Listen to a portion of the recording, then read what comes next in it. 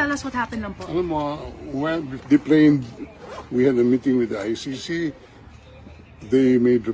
I requested that the former president be brought directly to a hospital because of his bad medical conditions. It was almost a 24-hour flight. He just came from Hong Kong, not allowed to visit his home, not even allowed to see a doctor in a hospital before he could be transported here. Now, we made the request for a hospitalization,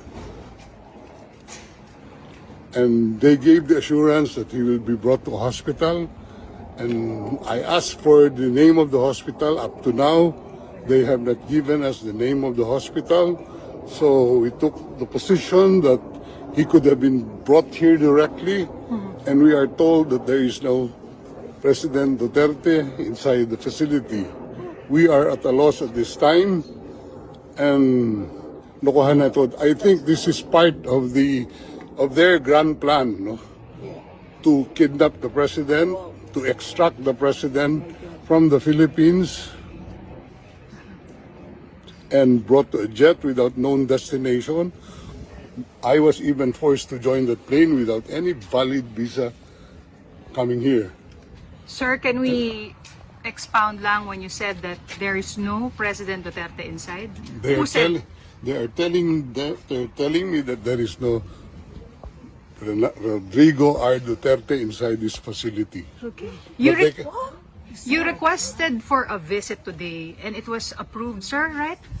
We have requested the ICC for a visit because they do not disclose what hospital he was brought to, and we assume that he was brought here last night after the planing. That's all I can say as of the moment. Is it possible he is in a hospital somewhere?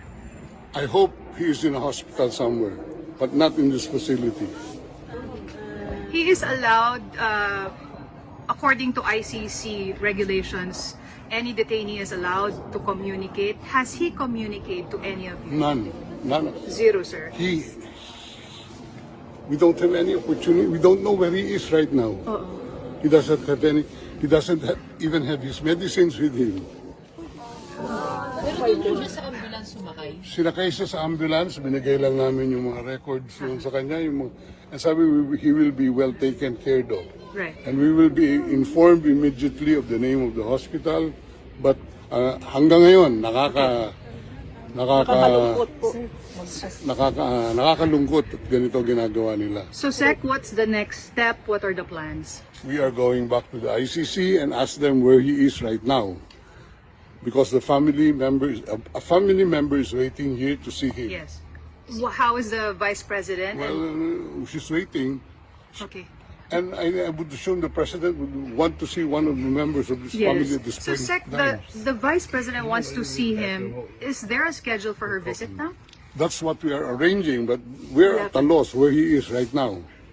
Okay. So, how about you, sir? Alis muna pa ba kayo? Alis ako dito.